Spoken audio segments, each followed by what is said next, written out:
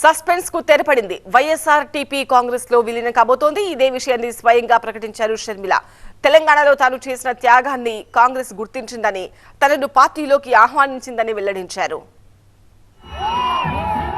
కాంగ్రెస్ పార్టీలో వైఎస్ షర్మిల చేరిక ఖాయమైంది. గురువారం కాంగ్రెస్ పార్టీలో వైఎస్ఆర్టీపీ విలీనం కాబోతోంది. బుధవారం సాయంత్రం ఢిల్లీ వెళ్లనున్న షర్మిల ఎల్లుండి కాంగ్రెస్ పెద్దల సమక్షంలో ఆ పార్టీలో చేరబోతున్నారు. ఇదే విషయాన్ని లోటస్ పాండ్ లో జరిగిన పార్టీ నేతల సమావేశంలో షర్మిల స్పష్టం చేశారు. ఇదే విషయాన్ని ఇడుపులపాయలో తన తండ్రికి నివాళులర్పించిన అనంతరం స్పష్టం చేశారు. ఈ రోజు నన్ను కాంగ్రెస్ పార్టీలోకి ఆహ్వానించడం జరిగింది. కాంగ్రెస్ పార్టీతో కలిసి పని చేయడానికి నాకు కూడా ఏ అభ్యంతరం లేదు. ఎందుకంటే ఈరోజు కాంగ్రెస్ పార్టీనే మన దేశంలో అతిపెద్ద సెక్యులర్ పార్టీ, ప్రతి ఒక్కరికి భద్రతనిచ్చే పార్టీ కాంగ్రెస్ పార్టీ. కనుక కాంగ్రెస్ పార్టీని బలపరచాలని మేము నిర్ణయించుకున్నాం. ఈ క్రమంలోనే అతి త్వరలోనే యాక్చువల్లీ రేపే ఢిల్లీకి ప్రయాణమై వెళ్తున్నాం. 1-2 రోజుల్లోనే మీ అన్ని ప్రశ్నలకు సమాధానాలు వస్తాయి.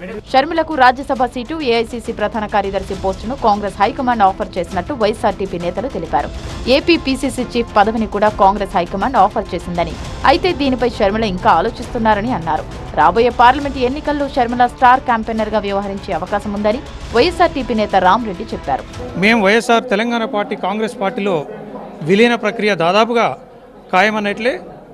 రేపు లేదా మర్నాడు కాంగ్రెస్ పార్టీలో విలీనం కాబోతున్నాం. ఏఐసిసి నుంచి పెద్దలు షర్మిలమ్మ గారికి ఇచ్చినటువంటి హామీలో భాగంగా రాజ్యసభ కానీ, ఏఐసిసి జనరల్ సెక్రటరీ కానీ, లేకపోతే స్టార్ క్యాంపెయినర్ అని చెప్పేసి వాళ్ళు భావిస్తూ ఉన్నారు. ఎందుకంటే రానున్న పార్లమెంట్ ఎన్నికల్లో చాలా విస్తృతంగా ప్రచారం చేయాల్సినటువంటి అవసరం ఉంది కాబట్టి షర్మిలమ్మ గారి సేవల్ని వినియోగించుకోవాలని చూస్తూ ఉన్నారు. అయితే షర్మిల కాంగ్రెస్ పార్టీలో చేరుతున్నట్టు తనకు సమాచారం లేదని అన్నారు వైసీపీ సీనియర్ నేత వైవి సుబ్బారెడ్డి.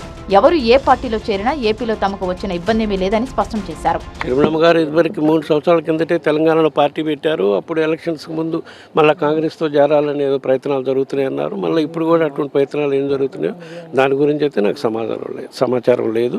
బట్ ఎవరు ఎక్కడ ఏ పార్టీలో చేరినా ఏమైనా ఆంధ్రప్రదేశ్ రాష్ట్రంలో మాత్రం ప్రజలు గౌరవ ముఖ్యమంత్రి జగన్మోహన్ రెడ్డి గారితోనే ఉంటారు. మేమందరం కూడా ఆయన అనుకుంటాం రాబోయే రోజుల్లో తప్పకుండా మళ్ళీ మన రాష్ట్రంలో జగన్మోహన్ రెడ్డి గారు ముఖ్యమంత్రి అవుతారు.